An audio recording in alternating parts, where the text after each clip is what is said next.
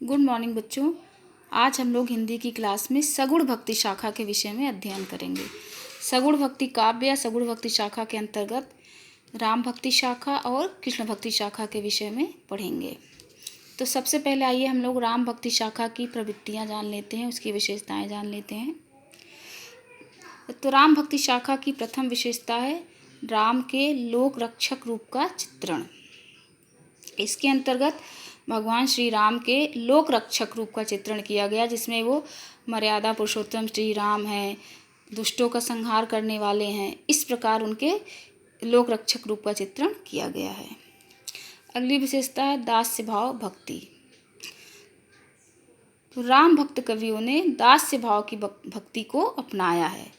दास्य भाव की भक्ति का मतलब ये है कि कवियों ने अपने आप को ईश्वर का दास, ईश्वर का गुलाम इस प्रकार से संबोधित किया है। अगली विशेषता है समन्वय की प्रवृत्ति। तो राम काव्य में समन्वय की प्रवृत्ति भी देखने को मिलती है। सर्वाधिक समन्वय की प्रवृत्ति हमें गोस्वामी तुलसीदास जी की रचनाओं में देखने को मिलती है, जहाँ पर उन्होंने ज्ञान और भक्ति का समन्वय किया है, सगुण और निर्गुण का समन्वय किया है तथा समाज में व्याप्त विरोधों के बीच भी समन्वय स्थापित करने का प्रयत्न किया है। अगली विशेषता है प्रबंध रचना की प्रवृत्ति। प्रबंध रचना की प्रवृत्ति यानी इस काल के जो कवि हैं राम भक्त कवि जो हैं वो उन्होंने सर्वाधिक प्रबंध काव्यों की रचना की है। प्रबंध काव्यों की रचना इसलिए की है क्योंकि प्रबंध काव्य ही एक ऐसा काव्य जिसके अंतर्गत किसी भी नायक के संपूर्ण जीवन का चित्रण किया जाता है। तो राम भक्त कवियों ने श्री रामचंद्र जी के संपूर्ण जीवन का चित्रण अपनी रचनाओं में किया है, इसीलिए उसे प्रबंध काव्य में लिखा है। अगली विशेषता है अवधी और ब्रजभाषा का प्रयोग।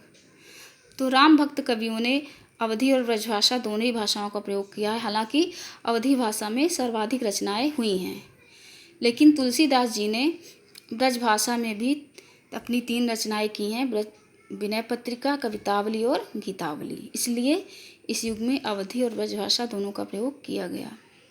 अब आइए कवियों के बारे में जान लेते हैं, राम भक्त कवियों के बारे में, उनकी रचनाओं के बारे में।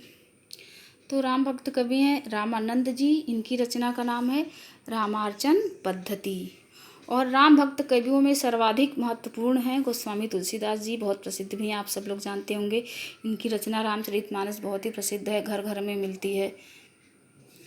तो गोस्वामी तुलसीदास जी की रचनाओं को देखिए, रामचरितमानस, विनय पत्रिका, कवितावली, गीतावली, दोहावली, पार्वती मंगल, जानकी मंगल, वरवय रामायण, रामलला नहछू, वैराग्य संदीपनी, कृष्ण गीतावली और रामाज्ञा प्रश्नावली, ये सभी तुलसीदास जी की रचनाएं हैं। और कवियों के बारे में जान लेते हैं। अगले कवि हैं अग्रदास। इनकी रचना है हितोपदेश और ध्यान मंजरी, राम ध्यान मंजरी, कुंडलिया। और एक और प्रसिद्ध कवि हैं इस राम भक्त कवियों में नाभादास जी, इनकी रचना है भक्तमाल और अष्टयाम। अगले कवि हैं प्राणचंद्र चौहान, इनकी रचना है रामायण महानाटक। एक अन्य कवि हैं हृदय राम की रचना का नाम है हनुमान नाटक। तो ये सभी राम भक्त कवियों के बारे में आपने जाना। अब हम लोग कृष्ण भक्ति शाखा की प्रवृत्तियों को देखते हैं। तो कृष्ण भक्ति शाखा की प्रमुख प्रवृत्ति है श्रीमद् भागवत को आधार बनाकर कृष्ण लीला का चित्रण। कृष्ण भक्त कवियों ने श्रीमद् भागवत की कथा को आधार बनाकर कृष्ण भगवान की लीलाओं का चित्रण अपने ग्रंथों में किया है। दूसरी विशेषता है सख्य, माधुर्य एवं वात्सल्य भाव की भक्ति। तो कृष्ण भक्त कवियों ने सख्य भाव, माधुर्य भाव और वात्सल्य तीनों भावों की भक्ति को अपनी रचनाओं में चित्रित किया है। जहाँ कृष्ण भगवान अपने ग्वाल बालों सखाओं के साथ हैं वो सख्य भाव की भक्ति है, जहाँ पर उनका प्रेम दिखाया गया है राधा और गोपियों के साथ वो माधुर्य भाव की भक्ति है, और जहाँ पर उनकी बाल सुलभ चेष्टाओं, बाल लीलाओं का वर्णन किया गया है वो है वात्सल्य भाव की भक्ति। अगली विशेषता है श्रृंगार एवं वात्सल्य रसों की प्रधानता। तो क्योंकि कृष्ण काव्य में राधा और कृष्ण के प्रेम का वर्णन है, तो वहाँ श्रृंगार वर्णन मिलता ही है।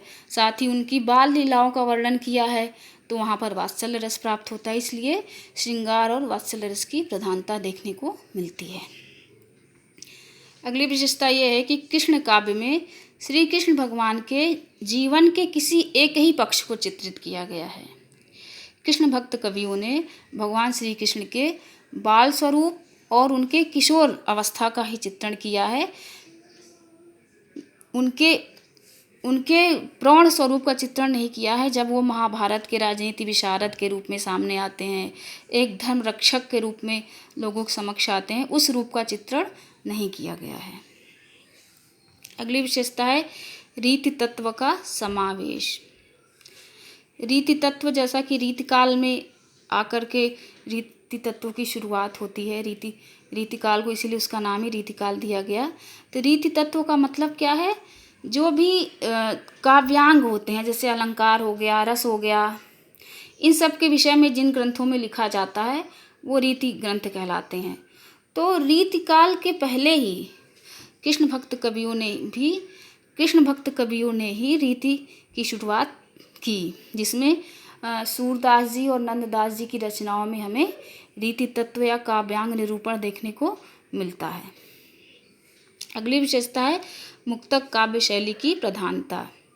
तो इन कवियों ने, जो कृष्ण भक्त शाखा के कवि हैं, इन्होंने क्योंकि कृष्ण भगवान के जीवन के किसी एक ही पक्ष को उद्घाटित किया है, किसी एक ही पक्ष को अपने रचना का आधार बनाया है, इसलिए उन्होंने मुक्तक काव्य शैली को अपनाया है। क्योंकि मुक्तक काव्य शैली में जीवन के किसी एक अंश को लेकर ही रचनाएं लिखी जाती हैं। अब आप कृष्ण भक्ति शाखा के कवियों के बारे में देख लीजिए। तो कृष्ण भक्ति शाखा के कवियों में सर्वप्रमुख तो सूरदास जी हैं। तो सूरदास की 3 रचनाएं मिलती हैं: सूर सागर, सूर सारावली और साहित्य लहरी। अगले कवि हैं नंददास जी। इनकी रचनाएं देख लीजिए। इनकी रचना है रास पंचाध्यायी, भ्रमर गीत, अनेकार्थ मंजरी और अनेकार्थ नाम माला। अगले कवि हैं कृष्णदास जी की रचनाएं हैं जुगल भान चरित्र, प्रेम तत्व निरूपण और भ्रमर गीत। अगले कवि हैं परमानंद दास जी। तो परमानंद दास जी की रचना का नाम है परमानंद सागर। अगले कवि का नाम है कुंभन दास जी की रचना स्वतंत्र रूप से कोई रचना नहीं प्राप्त होती है। इनके पदों को एक संग्रह में संकलित किया गया है।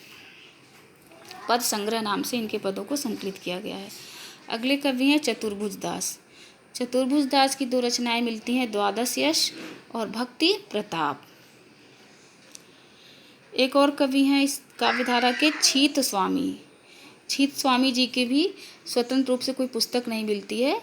इनके पद पदावली में संकलित किए गए हैं। और गोविंद स्वामी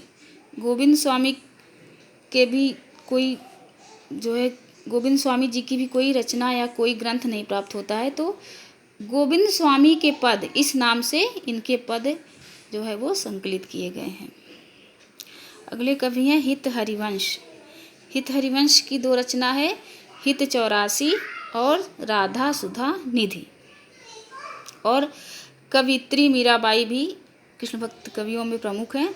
उनकी रचनाएं हैं नरसी जी का मायरा, गीत गोविंद टीका, राग गोविंद और राग सोरठ। इसी युग में रसखान जी भी आते हैं कृष्ण भक्त कवियों में।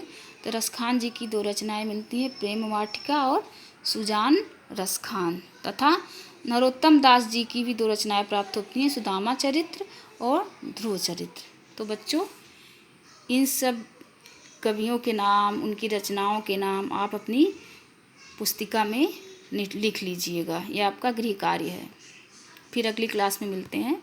तब तक आप लोग पढ़ते रहिए और अपना ध्यान रखिए।